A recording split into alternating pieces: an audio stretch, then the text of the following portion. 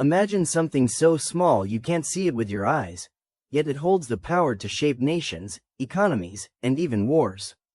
This tiny object isn't gold, isn't oil, and isn't a weapon. It's a semiconductor chip, a microscopic marvel that drives every piece of modern technology. Your smartphone, your car, your computer, airplanes, satellites, hospitals, all depend on it. Remove chips, and the modern world stops instantly. Today, the greatest competition on Earth isn't about land or ideology. It's about who controls these chips. Because whoever controls them, controls the future. Welcome to the chip war. So, let's start simple.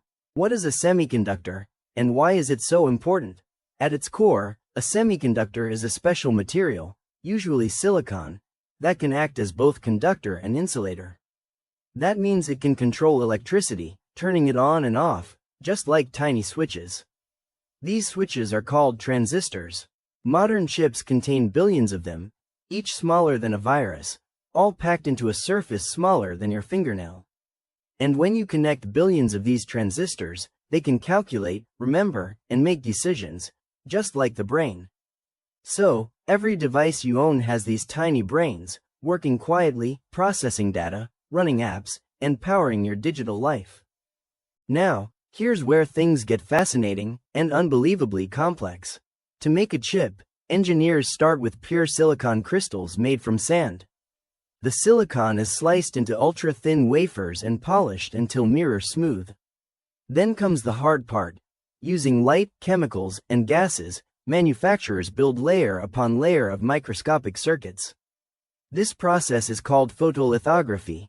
It's like carving entire cities on the surface of a single grain of rice. Each chip can take months to produce and requires over 1,000 steps. If even one speck of dust lands on it, the chip might fail. That's why chip factories, called fabs, look like science fiction. Engineers in clean suits, robots gliding silently, everything perfectly controlled. Building one advanced fab can cost over $20 billion. That's more than some countries' entire defense budgets. No single country makes a chip alone. Every chip is the result of a global collaboration. Let's break down who does what. Keycap 1. The designers. These are the companies that imagine and plan what the chip will do. They decide how powerful, how efficient, and how smart it will be. But they don't make the chip, they just design it. Think of Apple, Nvidia, Qualcomm, and AMD. They're all design-focused. Their blueprints are like the architectural plans of a skyscraper.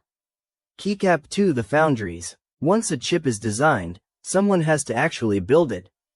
That's where foundries come in. The global leader is TSMC, Taiwan Semiconductor Manufacturing Company.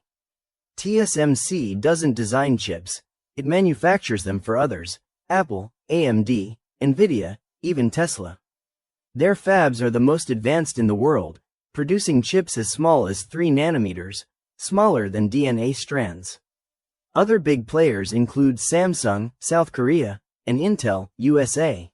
Keycap 3. The toolmakers. But to build these chips, you need incredibly advanced machines.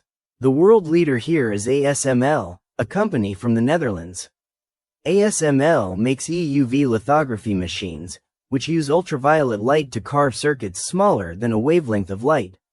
Each machine costs over $150 million, and only a handful of companies can even use them. Keycap 4. Materials and software.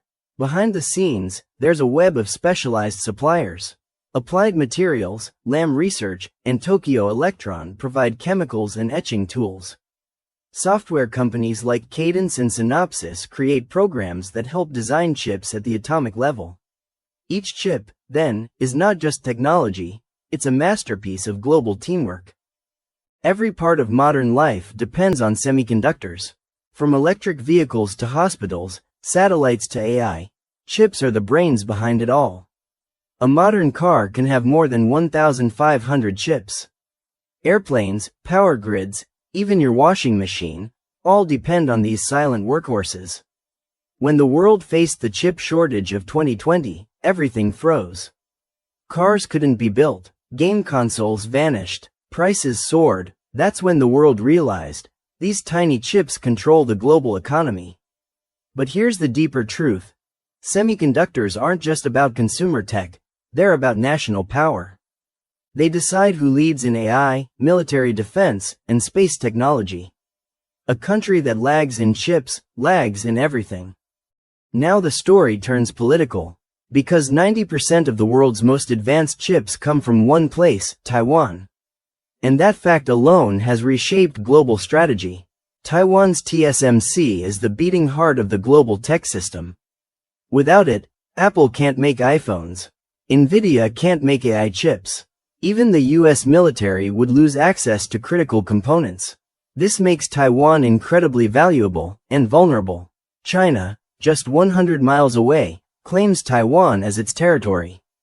It sees self-reliance in chips as a matter of national survival. After all, every Chinese supercomputer, smartphone, and AI model still depends on Western-designed or Taiwanese-made chips. The US, on the other hand, wants to secure its lead and keep China away from cutting-edge tools.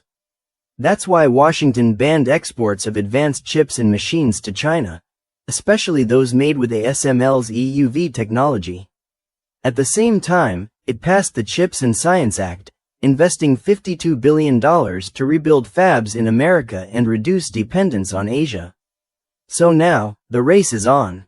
Both superpowers are building factories, funding local companies, and competing to dominate the next generation of chips.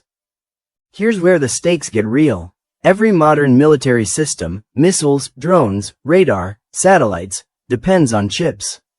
Advanced fighter jets can't fly without processors. AI targeting systems, encryption tools, communication networks, all run on semiconductors.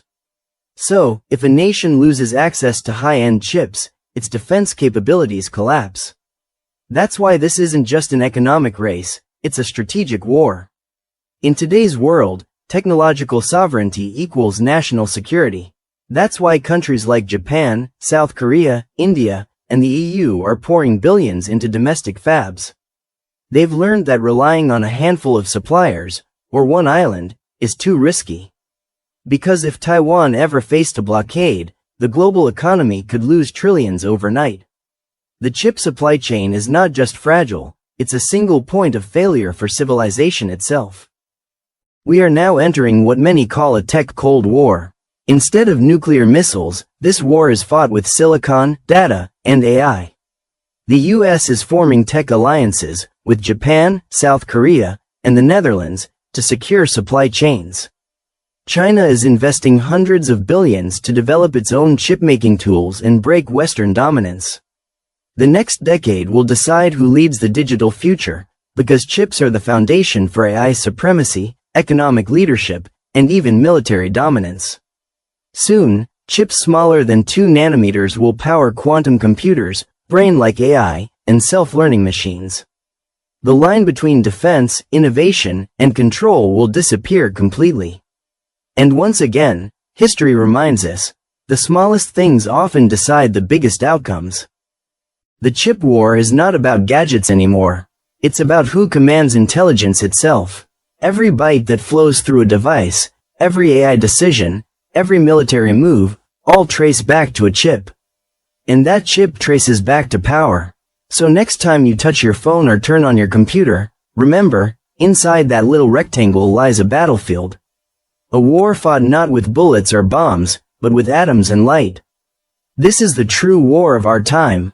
The chip war, the battle for the world's most powerful resource, the mind of the machine.